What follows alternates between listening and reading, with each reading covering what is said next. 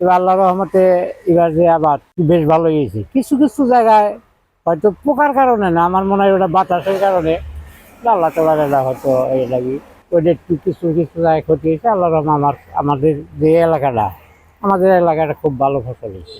বর্গা শহীদ আমার বাগে মনে করেন 40 মনের মতো দাম হয়েছে। আর চুক্তি বাকি তো আপনার 12 মন দিয়ে দিছি জমিওয়ালারে, আর শিখি নিছে মেশিনেরায়। তাতে আলহামদুলিল্লাহ ভালো ফলন না, খুব ভালো ফলন হয়েছে। খরচ হয়েছে, বেশ ভালো খরচ হয়। যেমন 1000 টাকার কামলা, ওই সার 1500 টাকা 1600 টাকা, বা মাইটা সার, মানে এমনি কামলায় জামলায় ভালো খরচ হয় আর কি। গতবারের তুলনায় ফলন ভালো। আমার নিজস্ব জমি, এখানে 29 ধান বোনা হয়েছিল। এই ক্ষেতে 1 বিঘা জমিতে আপনার 10 থেকে 15 মন ধান পাইছি। এই তো আলহামদুলিল্লাহ, গতবারের চাইতে এবার অনেক ভালো ফলন হয়েছে। গতবার 8-9 মন পাইছি, এবার 10-12 মন আর কি পাওয়া গেছে। হ্যাঁ, এবার মানে এক ক্ষেত নিজের জন্য এবং আরেক যে ক্ষেত কাটলাম এটা বিক্রির জন্য রাখতেছি আর কি। ধানের দাম আপনার 1000 থেকে 1100-1200 এরকম, মোটামুটি সন্তুষ্ট আর কি। কিন্তু কৃষকের খরচ অনেক পড়ে যায় আর কি। আপনার সার দেওয়া, তারপরে ট্রাক্টরের হালের দাম দেওয়া, তারপরে সব মিলে আর কি খরচ অনেক বেশি। এখানে সারের দামটা কমাইলে আর কি ভালো হইতো কৃষকের জন্য। 40 জায়গা বলছে, এখানে 15,000 টাকা খরচ হয়েছে। এখানে ধান হইলেও 30 থেকে 35 ধান হতে পারে। আমার অনুমান আছে এটা দু এক মন কম হতে পারে। দাম বর্তমান কাঁচা ধান 1150 টাকা বাজারে চলতেছে। মানে মাপা মানে ধান বাড়ি দিলে বাড়াবো, বাড়ি দিলে বড় মাপ হবো, তার আগে মাপ হইতেছে না। হ্যাঁ, ভালো হয়েছে মোটামুটি, আল্লাহ দিচ্ছে। গতবার হয়েছিল 25-26 মনে ছিল। পানি ভালো দিছে, বেশি সবকিছু ভালো দিছে, পানি যেমন সেখানে ভালো হয়েছে।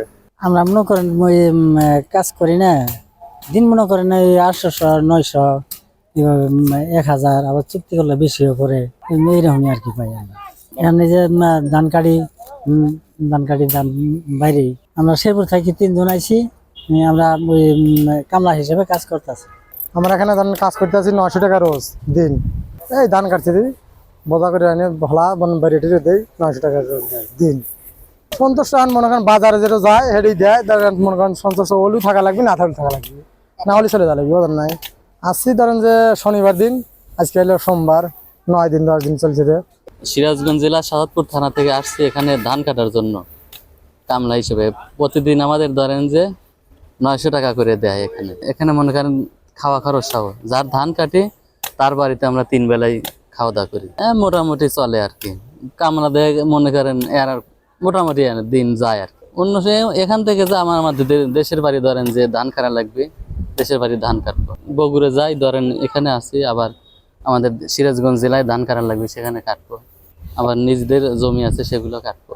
আমাদের কাজের চাল বাল বেশি, আমাদের এখানে অভাবের জন্য আমরা এখানে কাজের জন্য আসেছি, এই ধান কাটার জন্য আসছে। বেতন বর্তমান 900 টাকা দিন হারছে। হ্যাঁ, সন্তুষ্ট হই, আল্লাহ সব সন্তুষ্ট। আমরা এই তো 10 আজকে 9 দিন, 9 দিন ধরে আসছি। তো এই বছর টাঙ্গাইল জেলায় আমাদের 1,76,145 হেক্টর জমিতে বোরো ধানের চাষ হয়েছে। তো আমাদের উৎপাদনের লক্ষ্যমাত্রা 11,93,000 মেট্রিক টন। এখন পর্যন্ত টাঙ্গাইল জেলায় প্রায় 50% ধান কাটা হয়েছে। তো এই বছর যেহেতু আমাদের ওয়েদার বেশ ভালো ছিল, আমরা ধানের বেশ ভালো ফলন পাচ্ছি, এবং আমরা কৃষি সম্প্রসারণ নীতির পক্ষ থেকে কৃষকদেরকে আমরা ভালো ভালো জাত, যে বিধান 89, বিধান 92, বিধান 100 সহ আমাদের লেটেস্ট যে জাতগুলো, সেই জাতের আমার বীজ এবং বিভিন্ন প্রকল্প থেকে আমাদের প্রদর্শনীর মাধ্যমে তাদেরকে আমরা বীজ এবং সারের সহযোগিতা করেছি। তো কৃষকরা বেশ ভালো ফলন পাচ্ছে। আর এখন যেহেতু মাঠে ধান কাটার সময় আমাদের যেহেতু লেবার সংকট, আমাদের প্রকল্প থেকে যেহেতু ভর্তুকিতে কম্বাইন হারভেস্টার মেশিন দেওয়া হয়েছে, আমাদের মাঠে এই কম্বাইন হারভেস্টারগুলো দিয়ে কৃষকরা ধান কাটতে পারছে, যার ফলে তাদের লেবারের তুলনায় তাদের শ্রমিক যে খরচটা তার এখানে সাশ্রয় হচ্ছে।